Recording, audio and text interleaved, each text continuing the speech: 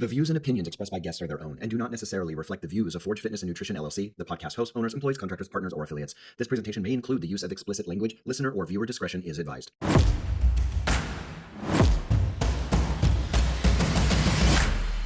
Hello and welcome to the Forge Fitness and Nutrition and Habit podcast. My name is Michael S. Parker. I'm so happy that you're here. We have so many amazing people that we work with. And today I'm joined by Kelvin Stewart. He has been with us since, I don't know, Kelvin, October 2020? Is that about Yes, sir. right? Yes, sir. Yeah. So he's been with us for many, many years. He has been working with the illustrious Coach Millie. I knew that when he came in that he had very specific goals and there were things that he needed to accomplish, and he was resolute. But he wasn't just resolute. He'd come from a place where there was failure and there was problems, the same things that all of us contend with in the world of fitness and nutrition. One of the things that he said, he's like, I'm done messing around. You know, I want to keep up with my boys. Basketball is a thing that you like to do with your kids. That's right. Absolutely. I remember he had said, and I'm paraphrasing, so this isn't a verbatim, but I just remember this always stuck with me, that you said that you just can't let them get better than you, and you need to be as good as you can be. Right. So to speak. Correct. Is that close? Correct. It's very competitive. A lot of fun, but it's very competitive. You literally were saying to yourself that I need to establish myself as an example for well-being for my children. I have some really conversational questions for you that I wanted to just go through, because to me, I feel like fitness and nutrition are non-negotiable, but a lot of people don't see it the same way that I do. And it's so easy to find reasons to not be well. You can always find an excuse. But one of the things that you said is that you were done.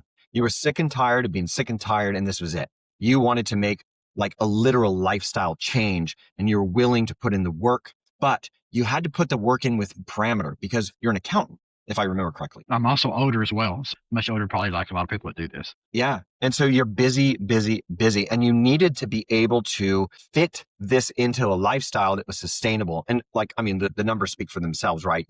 You have been very diligent now for 5.5 years. All of us have this catharsis that I think that we go through. Like there's something that kind of drills into our brain a little bit. And so what did life look or feel like before you started on your real wellness journey? Can I give you a little backstory before we Please. get into that? Okay. So of course, when I was younger, I was in a lot better shape. I was one of the guys, had less than 10% body fat. I bench pressed double my weight. And I wasn't like a big high school basketball player, but I was a pretty good pickup player. I'm 5'8". I could touch the rim, all that good stuff. Right. So I was well rounded, right? As far as like speed, stamina, and strength. But as I got older, and this is talking from somebody who's ran 3 marathons, as I got older, it seemed like I put in more and more work and ended up hurting myself, or I'll only be good at one thing. Like I would either run and get like a fat skinny because I'm built like a barrel, or I would be able to bench press like 225 for 13 reps when I was like 42 years old. But I can't chase my kids up and down the basketball court because I'll pull a hamstring or my knee hurts afterwards. So I'm like, this is crap. So what was work when I was younger? It's not working now. And that's where I was at the day that I talked to you, because I need some expertise here, and I need somebody to fill in the gaps for me. And that's exactly what's happened with Coach Millie. No, I think that I recall that you had said that for you, it was more about being able to perform as a father and a grandfather. You weren't so concerned about the aesthetics. You were willing to allow whatever aesthetics were the byproduct. That was fine for you, but for you, it was performance. Absolutely.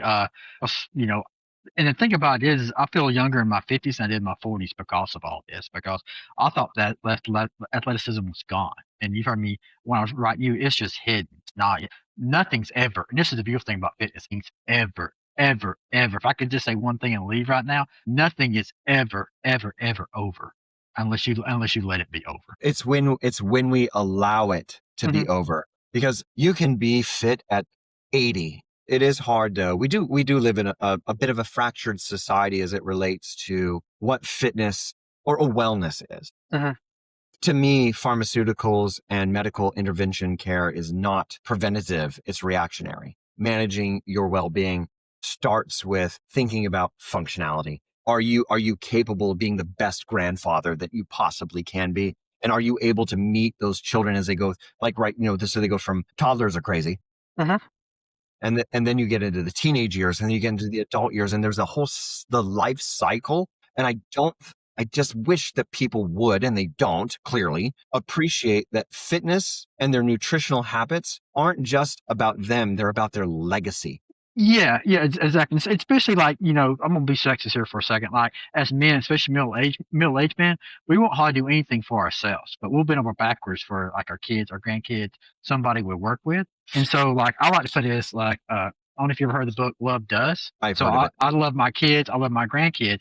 And so my body, my energy, my stamina, my strength, that's the vehicle that delivers that love. Because like Yeah. back when I came to you, like my kids operate, they want to go to the basketball gym and play basketball for a few hours, right? But like if I don't play, they don't want to go, right? So I think that's a huge privilege for my kids to be that old and want to make sure that their dad still play with them, right? So I'm like, I'm gonna do everything I can to play and just to have those moments to have that fun with my kids before they grow up, move out of the house.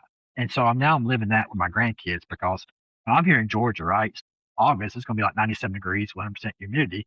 Well, my 4-year-old granddaughter can run for hours and hours and hours, and she wants to go outside and go from one play thing to another, and she wants her grandfather to go with her and do everything that she does. How cool is that? That is freaking awesome. That's the best gift that you could ever give me, to be honest with you. I used to say that to people that I lived for my funeral and that the behaviors of today were designed for the reaction of those later. I always felt like I had to be the best person that I could be now. Otherwise, it would be a very lonely end. I don't want to go golfing by myself. I would like to go golfing with very close friends that I've cultivated over years through But yeah, trust and trials, tribulations, and things of that nature. And fitness and nutrition and habit, those things are all the same because they require a high degree of effort. You have to be conscientious and mindful. And one of the things that I think is super cool about you and your story is that you projected to the future. You were not selfish. You did not think about, well, I want to look good right now in my jeans. mm, That's not what you told me when I first met you. And right. that is exactly why Forge exists. No, don't get me wrong. We will help people transform their physiques. That's not a problem, but I like people who have intrinsically motivated goals. It's something that's outside of an end result. It is a lifestyle. It's because it's in perpetuity. It allows you sustainability. Sustainability brings actual joy. Happiness is an emotion. I'm not talking about that. I feel like if I were a grandfather, because there's no way that I will be someday, but like if I were, I'm going to be an amazing uncle. That I will be. But I want to run down my nephews and my nieces like little gazelles, and I'm a lion. I mean, like, it's the physicality, it's the capacity to engage. Yeah, that would be true because I have 4 sons. That is definitely true. Well, you That's think about it though too, the obesity rate is insane, right? Not just with adults, but the children. Like it's going to be, it's 42% now, but it's going to be 50% within the next 3 to 4 years. So half of American children are going to be clinically obese. It's men like you or parents like you who are disallowing this by their own behavior. You're saying, no, this is how we are. We're going to be physical and we're going to be capable and we're going to live long as we possibly can, barring any incidents, right? And I just think that that is a very, very, very cool thing. At least 20 to 30 times since you and I met over the years, I'm I've flattered. said, I know this guy, and he said this, and it was about you saying, I have to perform for my children. That is such an amazing way of looking at fatherhood, and I just wish more guys would. And they are. I think there is a shift. I'm Mm, sensing it, and I'm on the front lines. But you were there early. Now there was a disparity, right? Because our parents, because you're a little older than me, because I'm X, you're young yeah. boomer. Okay, yeah, that makes sense. So there's a little bit of a crossover there. It's important for parents to blaze the trail when it comes to the fitness, nutrition, and habit management of children. They don't do it, and I think there's a handful of reasons, but if we could just look at the main ones, I think there's a degree of extraordinary laziness. It's not a lack of information. There's Mhm. tons of information. It's all over the place. It's on Google, it's on Facebook, it's on Instagram, it's on TikTok, it's on all the social media sites. There's no lack of information. It's just people are lazy. And you said no. Right. And there's another, I think there's an additional component to that too. I'm not trying to put words in your mouth, but like people want it now. Mm, And so one thing I try to do in my fitness journey, like I do have struggles. One of my struggles is nutrition. And what makes it frustrating is I eat well enough to perform, but bad enough to screw up the fat loss. Right. So I'm like, it's just just yeah. just bad enough to do it. But I enjoy the journey. I absolutely enjoy the journey. And like when I'm talking to Millie, I refer to working out as party time. And so my struggle is more with nutrition, not with the work. I love going down there working out. Like if I had 2 hours in the morning, you said, Kelvin, we're gonna lift weights for an hour and go run for an hour. Let's do it. Or if we're in California, we're gonna go hiking all day, 12 miles a day. Let's do it. That'd be a blast. That's the best message you could give me. So what was the hardest part for you starting that journey? And how did you get past that? Because I'm going to say it's probably a mental roadblock. What happened? Like, how did you get through and just say, enough is enough, I'm doing this? What was the catalyst for your change? Swallow a little bit of pride, a little bit, because I didn't know what I was doing, getting to be middle aged. Because, like, so what worked when I was like, 25 and 30, even 35, that really work at 50. And of course, as you get older and older, you get busier and busier. And so everything changed. Now, these little variables, I was doing a bad job at managing them. Mhm. And so, like, now it's very simplified for me, because, like, I tease. Well, I'm serious, but I'm teasing me when I say this. I said I got 3 priorities when it comes to fitness nutrition. It's consistency, consistency, and consistency. And so, so like, kind of, put my pride on the back seat for a little bit. But by the time I talked to you, I was so fed up. I didn't care. I'd probably been on my knees. Please, please, let's do this. Show me what I'm doing wrong. And so that was part of it. And then just you gotta make the time as well. Yeah. And so if I was to sit here and like list like all the little things that I'm nowhere near perfect, right? But all the near things that I was doing before not knowing down, it'd probably be like 100 things. Yeah. And then did you prioritize those in a weird way? Did you hierarchy the reasons? Are you talking about the reasons you didn't or the reasons that you did? Well, there was, I knew I was doing some things wrong, but when I started, getting the coach and everything, we started working through everything. I was doing a whole lot more wrong than what I thought I was. I see. Okay. Yeah, Okay. yeah, Yeah. yeah. So it's like when it comes to nutrition, I had like so many instigators, and like when I had low fat loss back when I was in college, like very very low fat loss, or excuse me, fat level. All I was doing was going to class and working out, and playing basketball. There were no stresses or no schedules really to keep, and that was it. And then even like in my younger adulthood, I didn't have kids and stuff like that. Everything was so much simpler. So now when you get all these variables, you got more things to overcome. Because like when I got hooked up with you guys, my youngest was playing varsity basketball.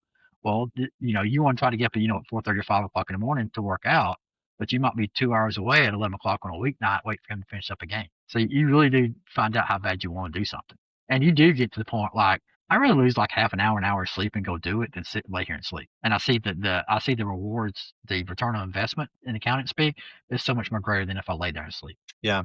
You got something out of the action. Oh yeah, and just doing the workout isn't just the physical part of it as well, but like it helped me be a better father, because when I get up and get going earlier than everybody else in the house, and I'm like super relaxed, I'm super focused, so I'm gonna be a whole lot more patient. I'm gonna look on what's really going on if my kids have an issue or something, or when the stresses come about. I'm a better accountant with it as well. It doesn't surprise me. Cognitive function increases with physical activity. This is known.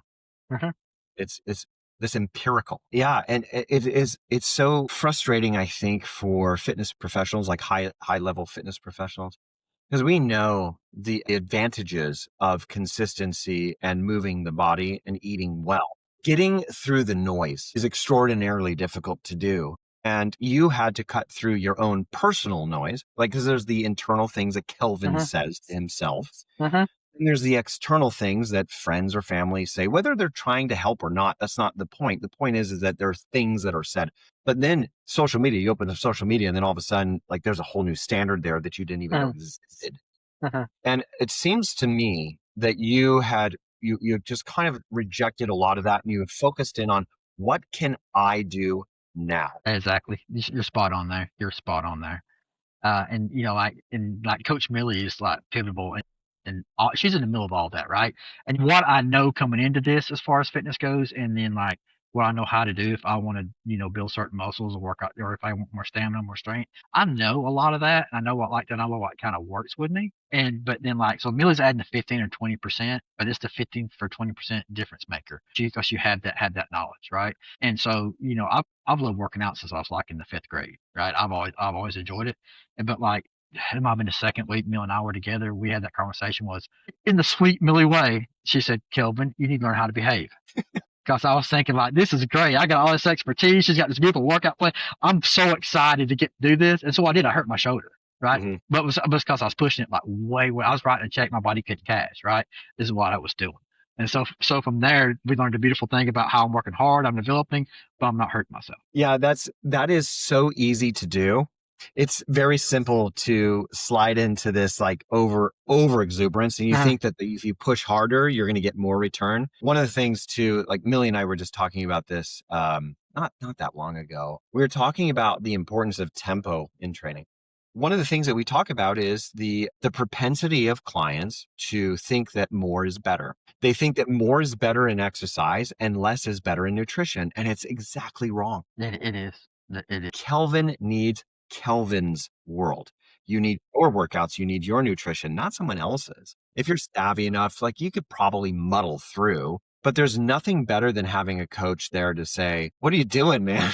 It's two parts. I think a really good coach can restrain where you have a potential for going aggressive and injuring, but a coach will also push where you have a propensity to be a little bit on the lazy side, or you're not necessarily enthusiastic about the activity. It is interesting how difficult it is to set yourself mentally into a path for consistency and then realize that you don't always have to go hard every time. Sometimes consistency trumps intensity. And I think that we just get impatient, right? Because we want it now. It's the instant gratification, I think, is where there's marketing and there's social media. There's all this crap that's going on. But we believe now as a society in general, we're just like, oh, I can lose 30 pounds in 2 weeks. No, you can't. And not safely. Yeah, you're absolutely right. And like this added weight that I have in older age, it didn't come on overnight, and it's not gonna go off overnight. Like my sons could attest to it. I'm gonna win this battle. 0.2 of a pound at a time. That's exactly right. It's what's going to happen. And then like the beautiful thing about like with the coaches stuff like that, as soon as Millie sees you had to get cut that week, she's going to go into, okay, how you feeling? How you performing? How you sleeping? She's going to go into it comprehensively. Here's the other thing too, because we talk about breakthroughs. People are so impatient, they don't wait for the breakthrough. But I want to hear about yours. What was the moment when you realized I am not the same person as when I started and I'm never going back? But see, there's still breakthrough moments still happening now, to be honest with you, Michael. And it comes along in different phases, because there's a mental aspect of it, which, like you could tell when I met with you that day, I was done with the status quo. I was absolutely done and over it, right? I was at the stage, if you told me I had to eat fescue or grass the rest of my life to do it, or liver, whatever, I was going to eat it and do it. That's how I felt mentally. But then, I felt like, I'm middle-aged, all that's gone. I'm really not going to expect that much. I'm just going to try to just slowly work my way back into it. And it was probably about 6 months into it, and I lost about 15 pounds, and I'd honed in the diet, and I was probably doing nutritionally probably the best I've done so far. But I'm about to beat it. And I remember I was going to get my blonde drawn that morning at a clinic just for a health checkup. And I remember like walking across the parking lot, and I was looking forward to getting the checkup because I'm in my 50s. I feel like I'm 25. I'm like, I thought this energy was gone. And I said, I felt like I had the same energy that I had when I was 55, or excuse me, 25. And even like now, I enjoy those moments because I went and got an annual checkup about a month and a half ago. And I had to explain to the doctor why my resting heartbeat was below 60 beats per minute. And that's a credit to Millie, not to me. Fantastic. Well, so that's a credit to her, because like we'll start out with just a little side beat is she was like, okay, you want to do bodybuilding, powerlifting, or work on athletic? Why you want to work on this next set of workouts, right? And so I tell her that's what I kind of want to do. And then she does what I call Millie-nize the workout, right? Because with Millie, the beautiful thing about it is, like, me being an older, well, I was a powerlifter like when I was younger. As long as I'm on 2 feet, I'm fine. But you start getting me on one leg and going up and down, backwards, forwards, and all that, I need to work. But here's what it goes like. Millie say that we're demented, and she'll laugh when she says it. It's because like what I suck at, that's what I want to work on. And so she throws that in there, and she knows, like, if Camila was sitting here next to me and I was talking to you, she could finish my sentence for me. Yeah, and the thing about it is, here's the kicker to it. Cool. I ripped my pec back in college, my left pec, and run up and chasing my kids up down the court. I was constantly pulling hamstrings too, right, or tweaking it or whatever. Okay. I hadn't had a hurt shoulder or a bad hamstring, and I don't know when. I'm more flexible now than I was in my mid-20s. Mobility is the gateway to strength production. This is phenomenal. Like I'm just looking at what she just recently wrote you, but moreover, like I wanted to just praise you. Your exercise adherence is fucking great. I know the week of the 6th and the 13th, you were out where you were traveling. I was sick. And that's horrible when you sit for 10, 12 hours a day at a desk. That was horrible. So when I came back, my hips were tight. And so like with the leg work, we're just getting where we're ready to start loading the weight, because people don't want to hear this, but when they may want to hear this, because when me being older, like when I do squats, it's not hurting my thighs I have to worry about. I got to worry about the weak links that's around it, like my hips, my lower back, joint, and things of that nature. Yeah. This is pretty outstanding. For those of you who don't know, you're 56. And Yes, sir. you are currently doing the workouts of 25-year-old TikTokers. Oh, thank you. I want to be very precise about what I mean by that. That like this is a high compliment, but I want to make sure that people understand what I meant by that. This isn't just like bullshit intense workouts. These are curated, Mhm. professionally created for you by a coach who's known you for a half a decade, right? Right. You just The way that your workout algorithms are based, they're progressive. The way she has you moving right now, she's got you on these awesome pulls and pushes. Like that's Mhm, coming. Did you see your mhm. your Yes, I did. coming protocol? I'm excited about the side step ups. I've never done that before. And actually, like I said, we're demented. I enjoy the step ups, but I'm looking forward to the side steps up. And I'm horrible at single leg squats and single leg deadlifts, but I love doing them That's why you because need to do more. yeah. Yeah.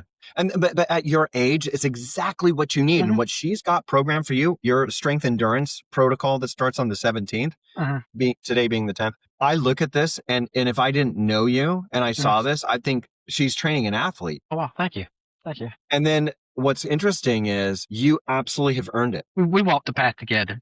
I wouldn't, like I said, I just didn't plug for Forge, but I wouldn't be here without her. I know that's very sweet of Yes, you to say. yeah. Kelvin, look, don't get me wrong. I'm like, that's beautiful. It makes me, in my heart sings when I hear you say that, because that was the whole purpose of me even taking this horrible risk and taking the licks that I have to create this company. I love to hear that.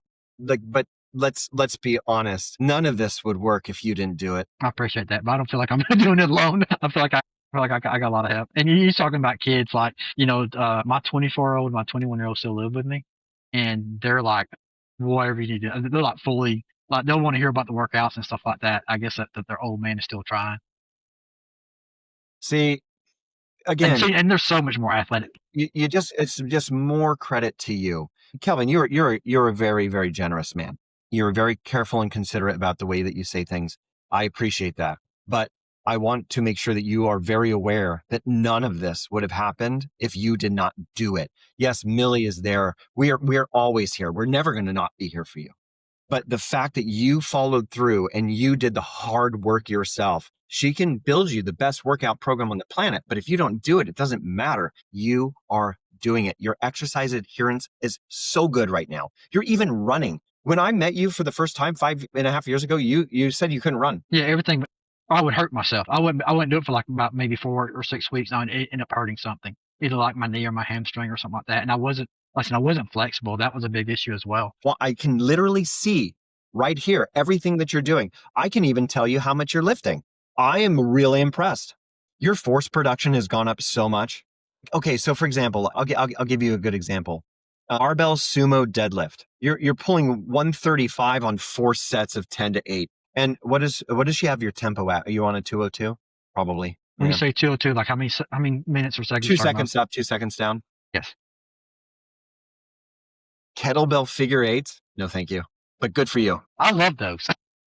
Good for you. That's a testament to me, and I guess all that core work. Like I said, we have fun with it. When she had me doing wall sits, when we first got hooked up together, I told her I love wall sits. I was going to send her a video of me doing wall sits, eating a sandwich, drinking a beverage. Oh yeah, sure, absolutely. And that's the one thing too is like, whenever you feel like you need to, always send your coach your videos of your movement patterns. But if you look at your periodized progressions, you've done so well, and your execution has been just spot on. And I'm really proud of you. I can't wait to see what you're going to do. You're going to come out of the holiday season in a better shape than you came into it at this pace. Hopefully, that's the goal. Me and you. Hopefully, like we have this conversation next year. This time, it's going to be a whole lot more weight for a whole lot longer. Because another thing I could throw into as being an old person is like when I'm consistent, it really surprises me how fast the production goes up. It really surprises me. But you had mentioned that it went outside of fitness. You said that it made you a better accountant. So tell me, like, how has that helped with your work and your relationships? And how do you feel today compared to how you felt, say, 5 years ago? Oh wow, totally different person. Totally different person. Totally, totally. And the mental, I'll say mental toughness, but like just the mental attitude to get up. Cause like yesterday, I went like to like the 9:30 church service, and I woke up at 6, and I'm like, huh. I kind of feel like running. I kind of feel like don't. And I told my son after I got through running that I felt like if I didn't run, I'd feel like a wuss all day long. So I want to get up and run. And of course, you're always happy you did it, right? You always feel good about it. It's a totally different person. Because then again, you get energy from it and stuff like that. And you're like, what was I thinking when I was laying there at 6 o'clock in the morning? There shouldn't have even been a decision to make. That's it. And then what was the previous question you had before? Phil, 5 years ago and now. I think about it from an energy vitality standpoint, 5 years ago compared to Different person. Totally different person. Totally. Absolutely. Just totally. Because I felt like I was getting older. I was breaking down. Like my knee would be hurting. If I worked out, like if I worked out chest, my shoulder would hurt for 3 or 4 days and no flexibility at all whatsoever. And I still got a ways to go, but this improved so much, and you notice it. Because like when I go play with the grandkids, they want you on the floor with them, so you're rolling around, getting up and down, and things of that nature. And like I was telling Millie one night when I was over at this is before my grandson was born, so it's just my granddaughter, and so she's getting 110% of all my attention, right? And keep in mind that she's a toddler, and she knows when Papa's there. That's what she calls me, Papa. So she knows I'm there. It's time to play, and so she'll hurry up and go ahead and eat while everybody else is busting the food, and she's ready to go play as soon as the lesson's over with. So parents have to have to say they gotta let him eat, and then you can go play. So it was one of those summer nights where it's like just crazy hot here in Georgia, and she was on her slide that comes up like about my shoulders, and my son, which is her dad, was sitting next to me talking, and she was jumping up backwards going down that slide, and she wasn't paying attention if I was talking to my son or not, if I was even watching, right? So I told Millie I felt like I'd done 200 goblet squats that night with that beautiful little child on and on and on. So she made a granddaughter workout, which is like a long superset. You like 9 or 10 exercises before you rest, but goblet squats, decline sit-ups, everything that's super functional. That's really fucking cool. That's what I thought when she came up with it. But it's the inclusion of it's the practical application of fitness to your life. That people need to understand that fitness isn't about just your aesthetics. Yeah, it's nice to not be fat. Okay. But it's really nice to be able to put your shoes on without having to take a deep breath and exhale so you can get past your gut. It really helps to embellish it too. And the beautiful thing I tell like with the grandkids, if they dance, they want their grandpa to dance with them too. And it's just absolutely awesome to be able. You can't monetize what kind of gift that is. Because that night, if she wanted to jump down that slide 400 times, I'm gonna happily do 400 goblet squats if I need to. We're ruined as a society. We don't focus on the practical application and what it means to your life. Imagine the memories that she has forever for the rest of her life. Yeah. But like my parents, they were born in the 40s, right? So a lot of the work you did was manual work, right? So you're not going to work out afterwards, right? But like when you talking about generationally, that is true. Because like my father was the one that he was a truck driver, so he wore a truck driving uniform. But in the 90-degree or 95-degree Georgia heat, after he got off work, he'd have the top shirt off, and he's playing baseball with me in the backyard. So if I wanted to play, they'd go play whatever I want to play. And my mother played varsity basketball, and she was the same way. And so they would get out there in the middle of it as well, but they just wouldn't do the workouts afterwards, right? They were fully supportive of me doing it though. But they were active. Yeah, they were very active, and they would get right in the middle of the action. And so with my kids, yeah, you have all sorts of life conversations while you're doing stuff like that, right? So it's one of my youngest son, like when he's playing basketball, he wants to get up 300 shots like every night, whether he's got practice or not, right? I go be a ball boy, so I'm chasing down 3 balls at one time, just getting shot up. You have all sorts of life conversations, but it's a beautiful thing to be able to be in that place to have that. And you're talking about being better, because I don't have all my sons have more athleticism in one finger than I probably do my whole entire body, and having 4 boys, the younger 2 are always at an advantage because they grew up playing their older brothers. So when they play, so they're to play somebody that's their age, they're accustomed to playing somebody bigger and stronger and faster. How did it change your work? Wow, I could probably go on for about 20 minutes about that. Go for it. I won't interrupt. I'm an executive where I work at, right? So you're a leader, right? And so the one beautiful thing to me, the favorite part about my job is seeing people grow, right? So you want to pour love and energy into them, right? You can't give what you don't have, and it's that simple. I could have the best heart in the world to want to train you, and when you train folks, especially when I train folks, you kind of throw them deep in the pool and you put up guardrails, right? So you're going to make a mistake, but they learn really fast off of that, right? Little bumper bowling. Yeah, and then you coach off of that, right? So if I don't have the energy to do that, I'm not going to do it. I got the best heart in the world to want to do that, but if I don't have the energy and the stamina, especially the more fit I get, the more sharper I am later in the day. And you feel like that has had a direct translation to the quality of your work? Absolutely, yeah, absolutely. Me too, man. I triage my day. Do you find yourself doing that? Well, I have things that have to get done. Like I don't know how it is like work. You basically work for yourself, right? So you probably got a little more flexibility than I do, but I do. So really is no such thing as time management. You're managing priorities is what you're doing. That's Right. right. And so, yeah, Triage. Yeah. so I do triage all that. And I go by priorities because like when I go to plan out my day, even though my work is very important, it's not in the top 2 or 3 things. And I'll take care of the 2 or 3 things first. Let's explore that. I think that's really important. This is key right here. What are your top 3 priorities in your life? I'm a Christian, so I'm not trying to push my Christianity on him, but first out of the gate, I want to get woken up, right? And so whatever wakes me up faster is if it's getting to be drinking water wakes me up faster than anything else does when I roll out of bed in the morning. Every 2 ounces of water, I'm beautiful. I'm ready to roll, all fully hydrated and everything. But I like to take care of spiritual time first, and then the physical, and then I'll get to work. Because if I don't sleep that well, and like beautiful days are to me are like my workout is done, and I work out downstairs in my house, so my workout's done. I'm walking up the steps to go upstairs to get ready for work, and the sun hadn't came up yet. That's a perfect day for me. I feel like I'm ahead. But say for instance I don't sleep that well, or I get to sleep later that night or something like that. And you know how like you don't put out the same amount of energy every day. If you put out more energy over 3 or 4 days, you might need a little extra sleep, right? So say for instance I'm later. I'll just I do have flexibility. I'll start my work day a little bit later and then just work later is what I do. So I want to keep that priority because Yeah, when you I defer it. keep that priorities, everything seems so much more productive and I'm so much more at ease doing a whole lot more. Does that make sense? Yes. Yeah. Pain or You have to triage it. You have to be very considerate. Most people are not willing or able to do this. Let's see. All right, here we go.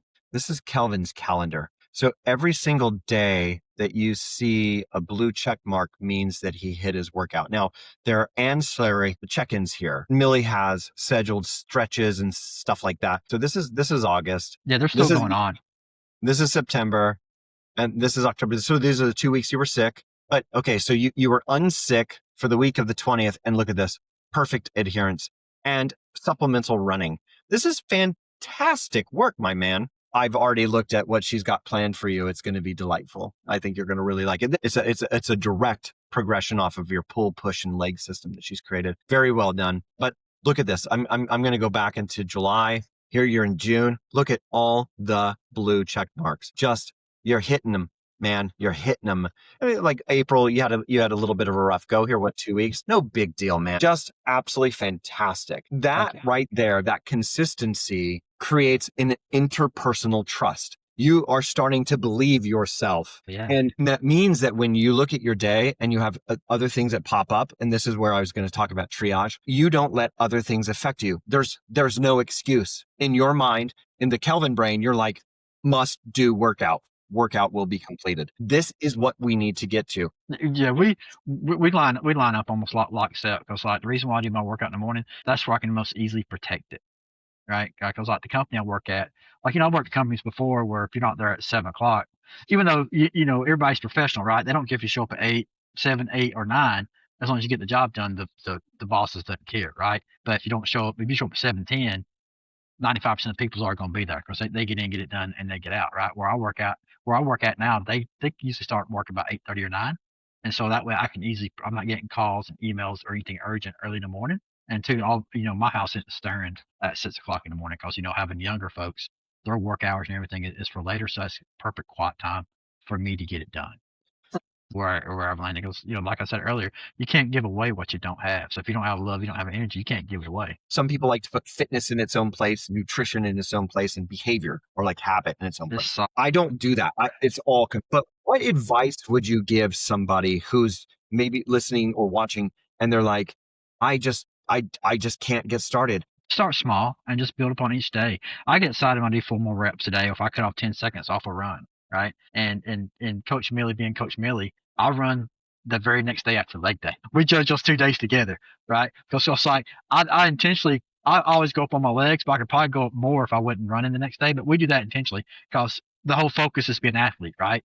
An athlete, you do it day in, day out, right? And so we'll do them 2 together, and then after, say I feel after those 2 days, did I go too hard or not hard enough, right? So, but what I would tell someone is, first of all, don't doubt. Doubt kills, but just start out small and just build off of that. Because I've been in gyms before, like gym I went to as a teenager. There was a humongous dude. I mean, like 450-pound, bench press guy, right? And like my buddy I was working out with, he's like barely 120 pounds, right?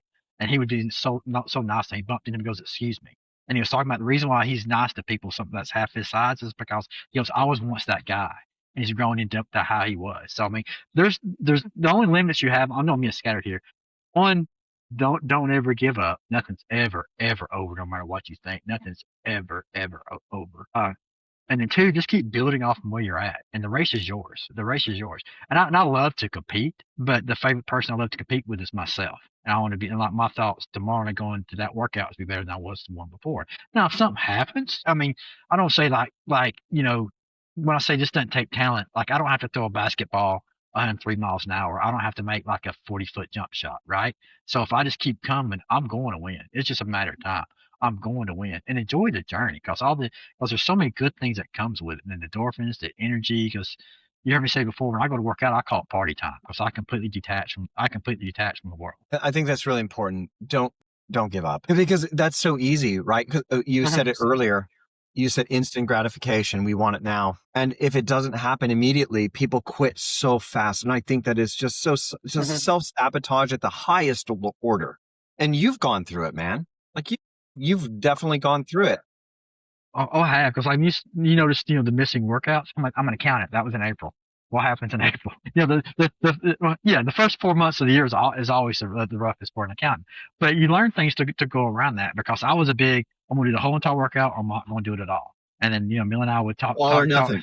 Yeah, I was a big, like I said, you could fill up days with what I've learned over the past 5 years, Mike. Yeah, and even though like doing the full workout is the best, but what's very close to being the best is like you've seen those progressions that Millie has for me, right? But say for instance something comes up.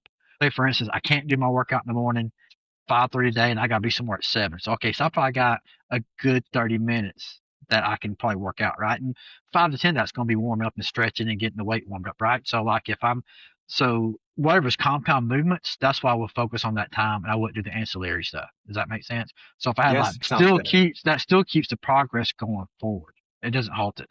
And another thing too is that I did before Millie was, if I got hurt, I would just shut it down. Because when we first got hooked up together, the inside of my legs was so weak, and so like I tweaked it doing lunges one night, and I was going to shut it down. And this is probably about like, I don't know how late it was in Italy. It was probably about like 9 or 10 o'clock here, so it's probably midnight over in Italy. Millie and I was just messaging back and forth, and she's sending me pictures of where does it hurt, exactly why it is. She was digging into it, and she's like, "Okay, we can get around this. Don't go all the way down to the heels, but go halfway. You're not going to hurt it by going halfway, right?" And so that's where I really benefit from that knowledge, and like, everything feeds upon itself. Because then I was going to basketball games all the time with my sons, and I love being the old man walking up the stadium stairs, taking 2 steps at a time, and it's nothing. How awesome does that feel? That man? was Come on, even kids do that now. That's one of my, being an accountant, I look at key performance indicators. Getting down the floor with my grandkids is one. Getting up and down constantly all the time, and lifting them up in funky positions as well. And then also like going up steps like that where I'm taking 2 at a time, and it's nothing. Man, what you're basically doing is you're making a case for the no excuse crowd. You just do it. It's because look, let me ask you this: on a scale of 1 to 10, how hard is it really, Kelvin? Really? It's not. And once you get it going, it starts feeding on itself. It's perpetuating, right? Mhm. It just you move on your momentum, and I want people to start to understand. Ignore the tricks, ignore the fads, the gimmicks, all that crap. It doesn't work. You just need to understand your own body and what you need, and then be consistent. And that's what you've done. You've proven it over and over and over again for yourself.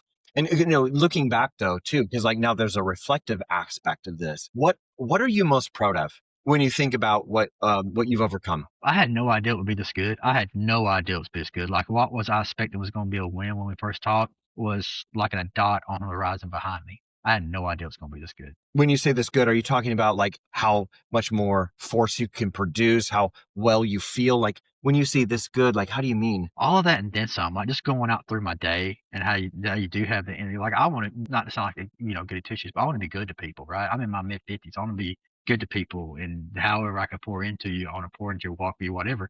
Like I said, if I don't have the energy, strength, or stability, I can't do that, right? And so even if you're sitting in a chair all day, that's still male energy. Some days, mental energy is a whole lot more harder to come up with than physical energy, right? But you're set for that, because there is some mentally tough days when you're being consistent and stuff like that. But like what you think is hard after a short period of time is no longer hard. You're like, this is nothing. You're like And when I say this isn't arrogance or hubris. This is competing against myself, talking to myself in the mirror. Is like, just bring it. I want to do this today. Just bring it. What more do you need is an individual human being than to perform at your absolute best for yourself? Because if you don't take care of yourself, you can't take care of anyone else. And then you take care of your family, you take care of your friends. I think of my body and money the same thing. It's a tool that you're blessed with. So what are you gonna do with it? I agree. It is very difficult to me because sometimes people when they start with Forge particularly, they think I just want to get shredded and I want to lose all this weight. And I'm like, we may not be precisely the right place for you, because you know why? We're not going to starve you. We're not going to beat you down. We're not going to destroy your body. You're going to actually have to learn how to manage this forever. And I think maybe from a marketing standpoint, that's not a good approach. I don't care. I don't care. I wouldn't either. I really wouldn't either. Because like, I hate the term diet. All my relatives, my kids are down to go wherever I want to go down to. But like, even like when I go outside, my kids, like my relatives know I'm trying to be in shape. And they're like, well, where can you eat at? Stay on your diet. I'm like, I can eat anywhere. I'm not on a diet. This is a plan. I can It's eat a anywhere. life. And nowadays, you can stop at the gas station on the way home. They're gonna have, turkey and cheese sandwiches. You know what I'm saying? You can eat anywhere. And I know you're gonna have sodium there, but there's also a whole bunch of junk, right? You can Sure. make do. And so even if you got forced into going to McDonald's, you can have a plain hamburger. It's less than 300 calories. Not a whole lot of nutrients in it, but it's not a bunch of empty calories. You Yeah, can that's true. you can get by anywhere. Of course, I'd rather have like the chicken and the rice and things of that nature, but you can eat healthy anywhere. Yeah. I mean, you can find a low calorie option Right. anywhere. That's Yeah. what I'm talking No, about. I get it. I totally get it. And it's easy to fall into that. Like, what makes your story so interesting to me is that you struggled so hard for so long. And it's not that you weren't willing to put in the work. It's just that you had not put the work in correctly. Yeah, I didn't know what to do. I did Right. not know what to do. Yeah. Yeah. And then once you started doing it and you were consistent, the results speak for themselves. You look great. And I'm sure you have more goals. There's more things that you want to accomplish. That's all great. I'm so excited that you have created this sustainable foundation, and you can launch off into whatever you want. Like athleticism at 56 is totally reasonable. There's no reason that you can't be dunking on your grandkids. There isn't. There isn't. And here's the beautiful part too about having a coach. Millie's brought to this up to me a couple of different times. She goes, Kevin, when you eat completely clean, you eat more calories than you do when you eat junk, and you perform better and you weigh less. And you feel better, don't you? You do. Yeah, you do. Yeah. People ask me all the time. This is a very common question for me. And so I just re-answer it as often as I can. So people say, if you could give somebody advice for one thing they could do for their fitness and one thing they could do for their nutrition that could change their lives literally within 30 days. And I say the same thing every single time. For nutrition, cut added sugar. And for your workouts, go walk for 45 minutes at 135 to 145 BPM, meaning you're power walking, you're almost Right. jogging. You do those two things, and you do the food every day, and you do the physical activity 5 times a week. You will lose body fat, and you will improve your heart health, your liver health, your kidney functions, your endocrine system. Everything will improve. The data's there. But yeah, and see, I was a big soft drink drinker before I got hooked up to you guys. You were right. And Was it root beer that you were into? I drank Coke and Pepsi is what I was big Coca-Cola and into. Pepsi. Yeah. I mean, Okay. like almost all the time, like in my hand. And then there's also like an emotion sport thing. Something good happened. Yeah. I went got Coke and Reese's. Something bad happened. I went got Coke and Reese's. But like now, like for about the past 2 years, we didn't track my water consumption because I pretty much fall backwards into either just under or just over a gallon a day. And Perfect the for thing, you. and the thing about it is, it's kind of like I try to think about like your body's kind of like your lawn outside. You really want a healthy lawn, feed it right. It's not you got to kill all the weeds, because if it's a healthy lawn, weeds can't grow because the lawn will choke it out. It's the same thing like with your body. Like if you're feeding it right, it's going to choke out the bad stuff. You need a job. I would love to be a I mean, that was some high level coaching right there. Thank you, but it comes from screwing it up so much. Again, I love Millie, and thank you so much for being a huge advocate for her. And you are right. But Kelvin, you have to accept this truth. You did the work. Yeah, I You appreciate that. do the hard work, and you're doing it consistently. And I just absolutely think that you've only begun, my friend. Listen, Kelvin, I hope so. That's what I think. I hope so. I hope I so. want to see. Can I tell you about a conversation? Mila and I had I told Millie, like, this may be TMI, but I never want to retire. I want to slow down at some point, right? Yeah, I understand. Like when I'm 90 years old, I'm gonna be helping someone. Let me be an accountant. I'm gonna be helping somebody balance their checkbook. I might be at the Goodwill unloading boxes off a truck when I'm 90. Mm. And Millie's response was, "I get it." She's like, "I'm gonna be in the old folks home 100 years old, training the people that's 110 years old." Yeah, no, I hear that. And I totally agree. I'm the same way, but I wanted you to know, and I want to affirm that you have done a phenomenal job. You have made the decision. You're the one who put forth the effort. Well, thank You're you. the one who shows up to your coaching calls. You're the one who follows what Millie prescribes. You're the one who is keeping your mindset clean, and you're thinking about your longevity and your mobility and your kids and your grandkids. You're the one who's thinking about, how can I become the best version of myself, no matter how old you are. I want to see you even better in your 60s than you are in your 50s, and you're on your path, my friend. And that nobody can take that away from you. And that is your true story. You did it. You were smart. You accepted help. You were strategic about it. That's true. We'll take 5% credit. You get 99%, and like a bleed over, right? Dude, you did it. And Thank you're you. doing it, like, and I'm really, really proud of you.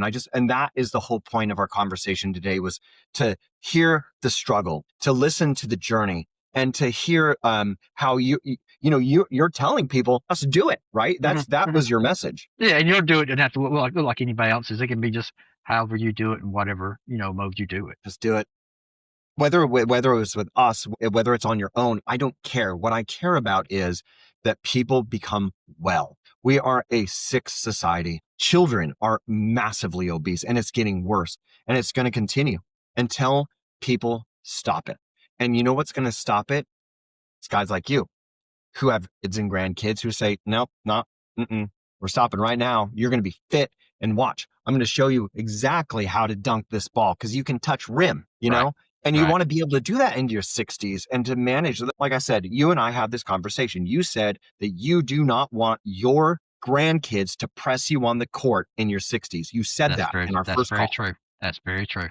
That's very And true. you're not going to let it happen, because you took No. action. And congratulations to you, my friend. You're doing a great job. Thank you so much. I'm proud of you, Thank you. man. Thank You thank really you. are. Thank you. All right, buddy. Anything else that you want to tell folks? Is there one last thing that you want to leave people with? I'm going to leave the last word to you. Again, nothing's ever over. I mean, you could have all sorts of conditions, be 70 years old. Nothing is ever over unless you allow it to be over. Nothing's ever. Kelvin, this has been an absolute delight. Thank you for staying over. I know this went way longer than I think you expected, but we had just had such a delightful conversation. And I think that this is going to be helpful. This is evergreen. People are going to be able to hear this till the end of the internet, and I really appreciate it. And thank you so much for spending the time to come and spend with me and tell your story. And of course, praising Millie is always great, because, it's Millie, and who doesn't want to praise? She's the bomb. She's fantastic. I love her to death. And, she's like I said, we're going on, I'm almost known her for 20 years. Like, she's just near and dear. And so are you, like, you and I met in October of 2020, and here you are today. And I can't express to you how grateful I am that you have been part of the Forge family. And brother, I've got your back. If you ever need anything, I'm an email away. If Millie's out or whatever, I got you. Okay. I do, but I thank y'all for everything. It's been my pleasure. My 110% pleasure. Kelvin, congratulations. You're doing great. Thank you for sharing your story. I cannot wait to share it. Well, once again, it's been my pleasure. If you need anything, anything from me, don't hesitate to ask.